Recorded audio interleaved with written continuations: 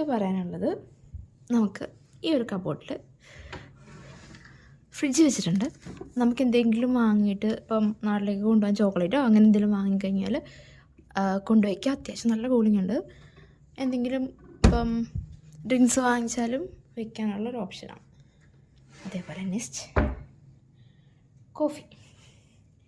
നമുക്കിവിടെ coffee tea bag, coffee powder ഇങ്ങനെ available ആണ്. മിൽക്ക് ഉണ്ട്, ഏത് വേണമെങ്കിലും യൂസ് ചെയ്യാം. പക്ഷെ ഞാൻ ഷുഗറൊന്നും യൂസ് ചെയ്യാത്തതുകൊണ്ട് അതെടുത്തില്ല. ഞാനൊരു കോഫി മാത്രം കുടിച്ചു. അപ്പോൾ കെറ്റിലുണ്ട്. പിന്നെ ഏറ്റവും മോസ്റ്റ് ഇമ്പോർട്ടൻ്റ് ആയിട്ട് പറയാനുള്ളത് ഒരു ഖുറാനുണ്ട്.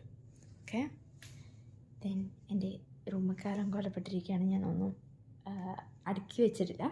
പിന്നെ പറയാനുള്ളത് ഇതാ, കീപ്പിംഗ് ഇറ്റ് സേഫ്. നമുക്ക് എന്തെങ്കിലും ഓർണമെൻറ്റ്സോ അല്ലെങ്കിൽ ക്യാഷ് ആയിട്ടോ അങ്ങനെ എന്തെങ്കിലുമൊക്കെ ഉണ്ടെങ്കിൽ നമുക്കിതിനകത്ത് കീപ്പ് ചെയ്യാം. അതിനുള്ള ലോക്കറാണ്, ലോക്കർ ഫെസിലിറ്റി ഉണ്ട്. പിന്നെ അല്ലാതെ ഡ്രോയറുണ്ട്, 2 ഡ്രോയറായിട്ടുണ്ട്.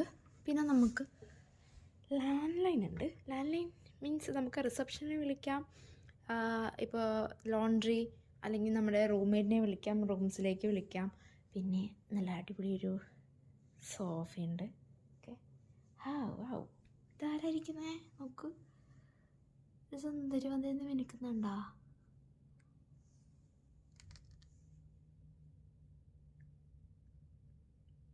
ഓക്കെ, പിന്നെ എടുത്ത് പറയാനുള്ളത് എന്താണ്, ഇവിടുത്തെ റൂംസൊക്കെ അടിപൊളി കേട്ടോ, രക്ഷയില്ലാത്ത റൂംസാണ്.